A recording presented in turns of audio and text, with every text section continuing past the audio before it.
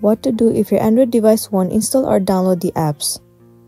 So the very first thing you want to do is to head over to Google Play Store. Once you are in here, tap on your profile at the top right corner. Head over to Settings. Tap on Network Preferences. And then tap on App Download Preference. You need to make sure that you have set the settings to over any network. And then click on OK.